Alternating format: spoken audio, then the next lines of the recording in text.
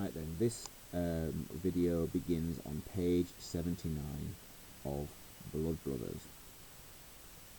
It covers the scene where Edward and Mickey emerge from the cinema, having watched their pornographic film, and it covers this state of immense excitement, bizarrely, that the two boys share. However, it's also done immensely comically, and so structurally that's very significant. After the enormous dramatic tension of the murder attempt or the manslaughter attempt by Mrs. Lyons in the previous section, what we now have is an element of light relief, of comic relief, a bit of a respite from that tension. In that regard, again, we'll see a great deal of elements of Brecht's sparse, which will be the kind of significant mood, if you like, here. One further thing to note. Now, we talked a lot earlier on in this play about the theme of escapism. Now, we talked particularly about how the idea of cinema, of movies, is a key element of that, as was dancing and one or two other things. And so I think the boys going to see this film can very much be seen as a part of that. In this particular case, it's an escape from the frustrations and the difficulties of teenage life, in the sense that they are obviously starting to go through puberty, or have gone through puberty and are starting to experience these kind of sexualized feelings, but that they don't really have an outlet for them yet. As we saw earlier in this scene, neither of them have clearly got the first idea about how to actually, for example, talk to girls. So, comedy is what we'll see here. I suppose, finally, it's worth mentioning that it's not a major point by any means, but I suppose that one of the other elements that William Russell can be seen to be taking aim at in his critique of society could perhaps here be the difficulties of growing up and coming to terms with sexuality that people struggle with, which in this case is depicted to be largely equal for both classes. However, I think that, as I said, it's not really a major thing at all, and certainly it doesn't compare with the seriousness of a lot of the other points that he deals with much more widely. So, the two boys emerge from the cinema blinking as they try to adjust to the glare of the light in the street. They are both quite overcome with their celluloid, i.e. film, erotic encounter. As they pause and light up cigarettes by a corner lamppost, they groan in their ecstatic agony. Each is in an aroused trance. "Ooh," says Mickey. "Naked knockers, ooh," replies Edward. "Naked knockers with nipples." And just in case that wasn't funny enough, you've got all that hilarious alliteration there just to emphasise it for you. "Playing tennis. Ooh, tennis with tits. Will Wimbledon ever be the same?" Tits. Tits, tits, tits. He begins a frustrated chant of the word, oblivious to everything. Linda and a mate enter. Finally, Mickey realises Linda's presence and knocks Edward, who becomes aware of the girl's presence. He goes into a song without missing a beat. Again, a little bit of humour here. First of all, that they're behaving in such a kind of comically childlike way, and then, of course, secondly, the fact that the girls emerge and Mickey becomes embarrassed. But Edward very smoothly and without missing a beat goes into this song, "Tits, tits, 'tis a lovely way to spend an evening." He grabs Linda's mate and begins to waltz her around the street. More sparse, more dancing, of course. Think about the link there now between film and escapism that's now kind of almost united. And he's continuing to sing the song and sings "Can't Think of Anything I'd Rather Do." Linda's mate, simultaneously with the above, is not very pleased with this and says, "Get off, put me down, get your frigging paws off me, you, Linda. Linda, crying out for help, you bloody lunatic, get off." More kind of comedy here. He finally releases her and bows in this kind of mock gentlemanliness, this mock seriousness. The mate says to Linda, "Come on, I'm going." It begins to walk away, but Linda makes no attempt to follow. We know, of course, all about Linda's feelings here. She speaks to Mickey and says, "What are you doing in town, Mick?" Mickey, you see, embarrassed, not really having very much in the way of emotional maturity still, is embarrassed to admit what he's just been doing. Edward, slightly more trigger happy, because of course he's not the one at this point that Linda is interested in, can say, "We've been undergoing a remarkable celluloid experience." The mate shouts, "Well, missed the bus, Linda." "We've been to the pictures," says Mickey. "So have we. What did you go see?" And we have a little allusion back to the earlier joke there, the fact that together they say "Nympho, bridge over the River Kwai."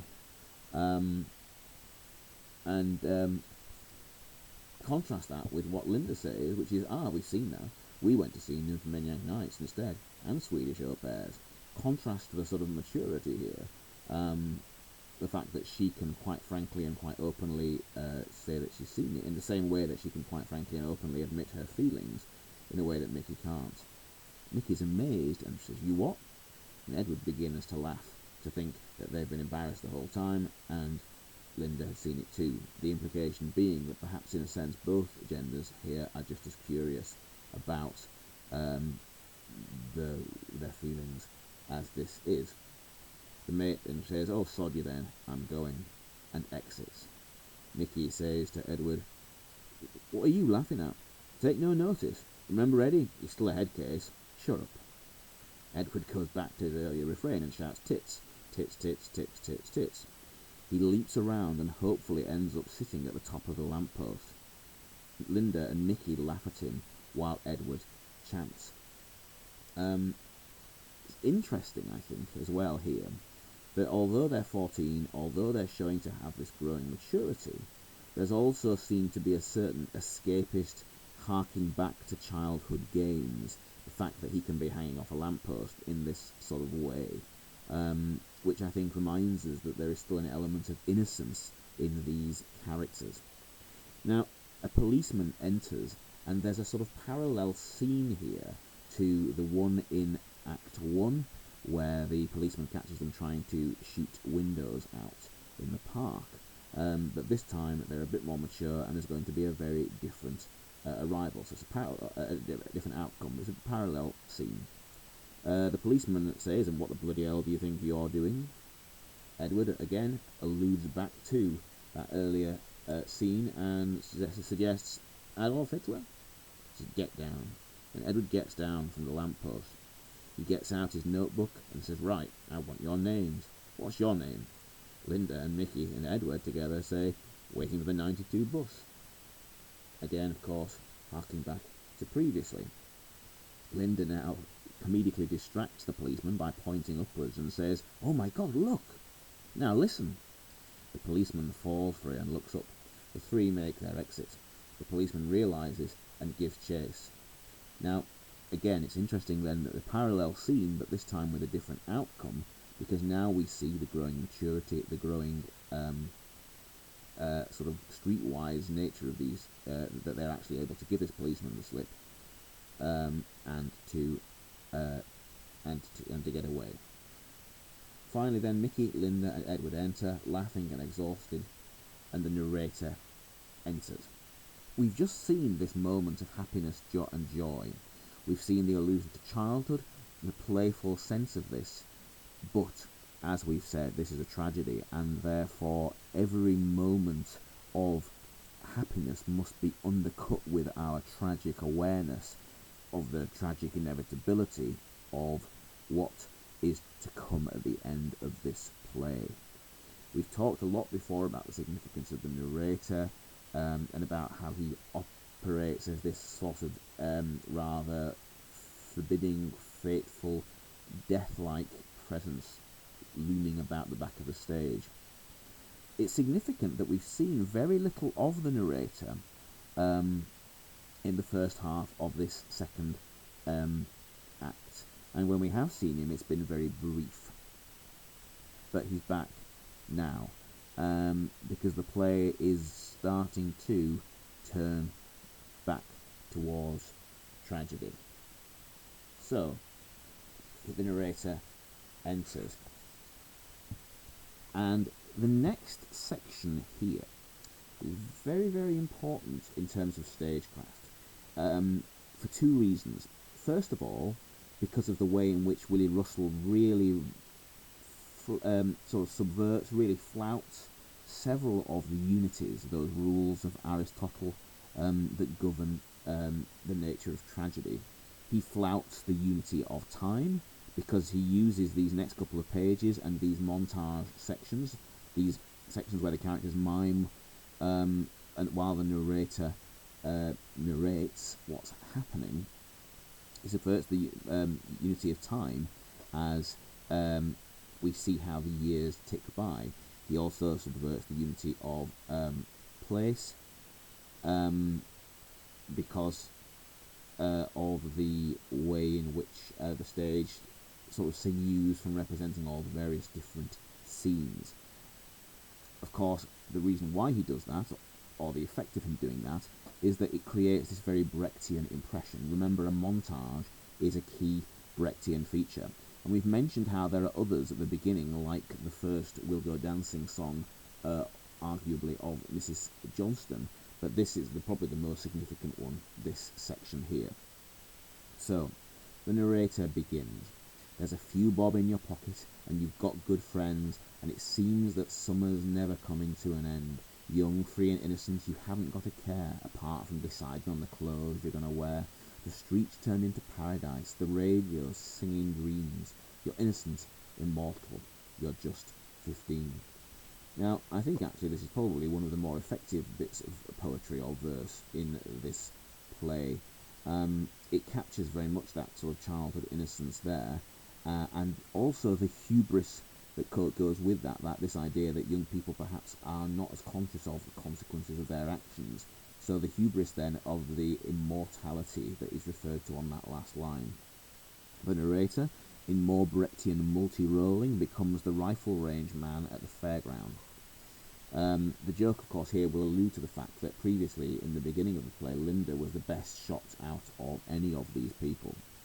So Linda, Mickey and Edward pool their money and hand it to the rifle range man. He gives the gun to Mickey, who smiles, shakes his head and points to Linda. The man offers the gun to Edward, but Linda takes it. The boys indicate to the rifle range man that he has had it now Linda has the gun. They eagerly watch the target, but their smiles fade as Linda misses all 3 shots. Now, this is significant. Is it that she is doing this deliberately because she doesn't want to embarrass the boys? Is it because her feelings for one or both of them have distracted her? There's a number of possible reasons that this is the case. Now, there's another very interesting little symbolic moment of stagecraft there. The fact that the rifle range man offers the gun to both boys and never offers it to Linda, she has to actually take it from him, tells us a lot about the attitudes of society towards women. The idea that they are less useful and more suitable for domestic tasks, all that kind of stereotypical thing.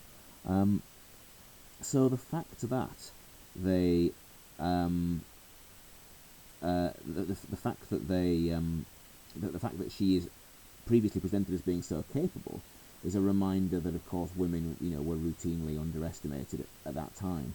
But what's sad as well is that in spite of Linda's initial promise, she actually does end up being a kind of copy of Mrs. Johnston. She too is shown to be unable to escape the cycle of deprivation in society. She can't escape the poverty trap that she was born into, even though she is actually presented as more capable than either man.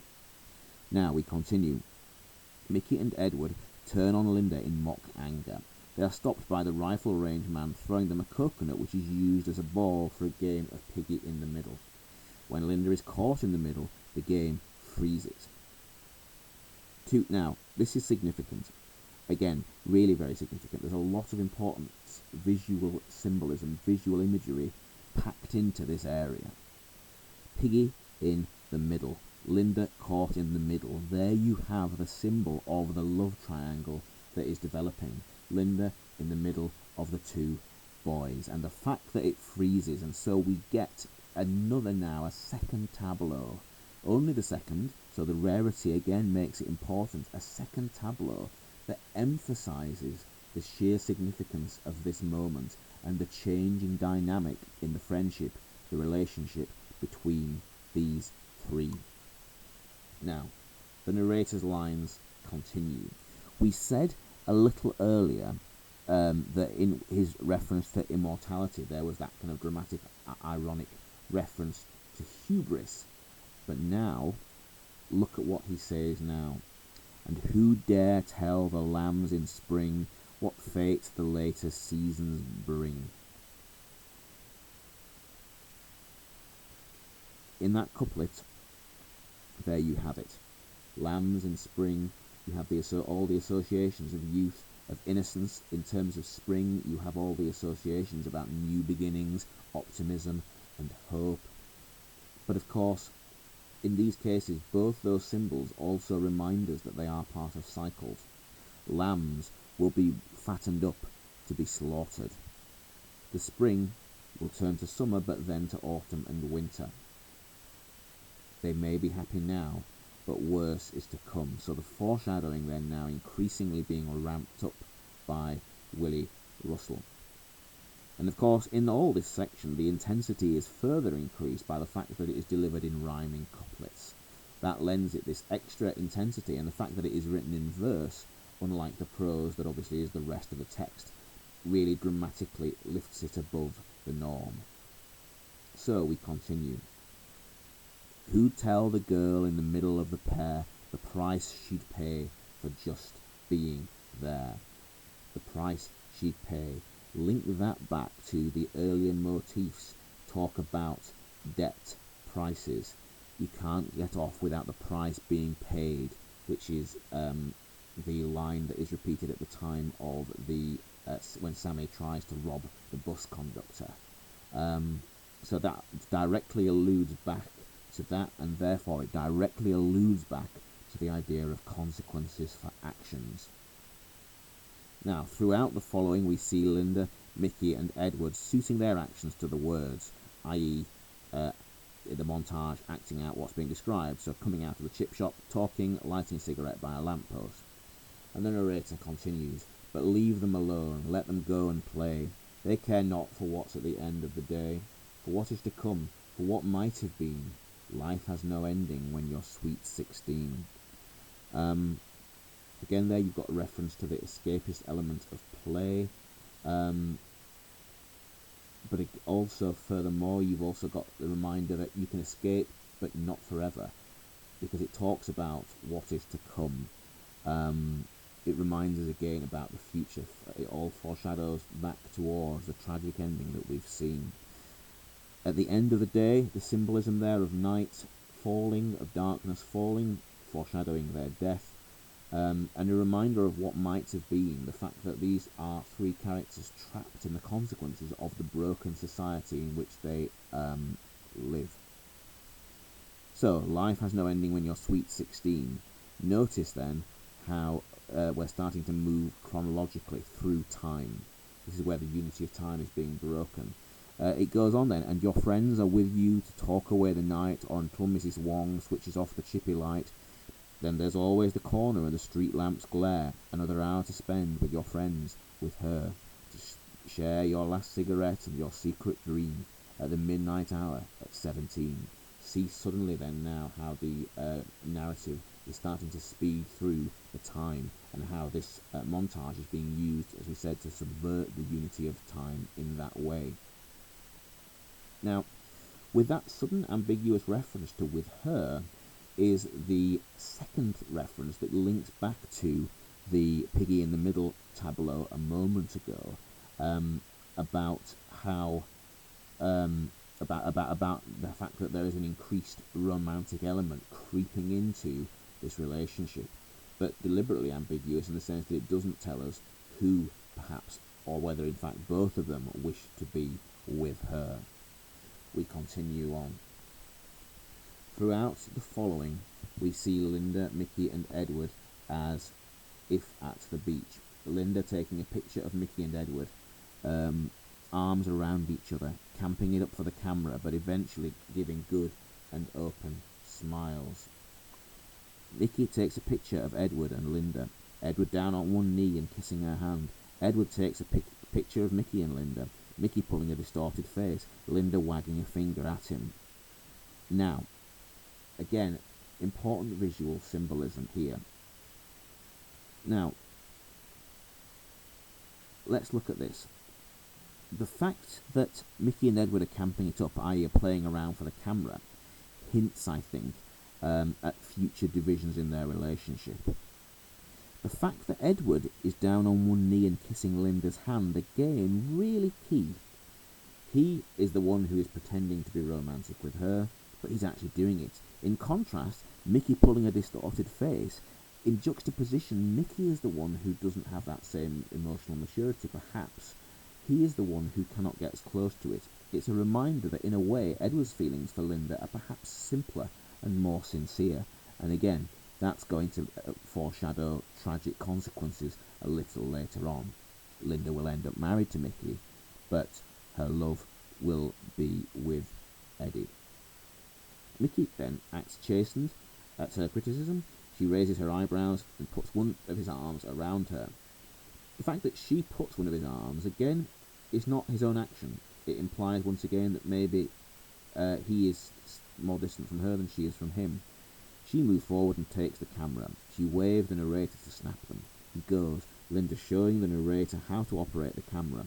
Linda, Mickey and Edward group together, arms around each other as the narrator takes the picture. They get the camera and wave their thanks to the narrator. He goes on and says, it's just another ferry boat, a trip to the beach, but everything is possible, the world's within your reach, and you don't even notice broken bottles in the sand, the oil in the water, and you can't understand how living could be anything other than a dream when you're young, free and innocent, and just 18. 18, so another year has ticked by. In the space of this song, we've gone from 14 through 16, 17, 18. So that's where we're up to now. Now, what else then in terms of picking out here? Everything is possible. You've got the dramatic irony there, because again, we know that not everything is possible, both because of the influence of society, but specifically because of the foreshadowed ending that we already know about. Now, there are two other key metaphors here that show the fact that their life is less perfect and happy than it looks, which you can group with the early ones we talked about. For example, things like Sammy's increasingly poor behaviour. You can group this with those, that there's further evidence of foreshadowing the tragic ending. The broken bottles in the sand and the oil in the water. They're unconscious then of these symbols that we, the audience, with our dramatic irony, can see. Linda, Mickey and Edward exit, and there is a sort of final, almost an epilogue to this scene presented by the narrator. And note the structure, each of these lines begins syndetically, so we really have this sense of the build-up. Now, what that build-up will exactly point towards, we'll analyse, but it says then, and only if the three of them could stay like that forever, and only if we could predict no changes in the weather, and only if we didn't live in life as well in dreams, and only if we could stop and be forever just 18. Now, every one of those sentences is conditional. It begins with these if clauses, these conditional clauses. In other words, it's a reminder that none of these things that he speculates about can be. They can't stay like that forever. There can be no changes in the weather. We do live in dreams. I beg your pardon. We do live in life, not in dreams. And of course, we cannot stop our aging process. In other words, it reminds us then, doesn't it, that this is a real twist towards the tragic ending. And paradoxically, it's going to be the closeness of the bond between these three that is going to destroy their lives. And so on that note, on page 83, we'll pause us for now.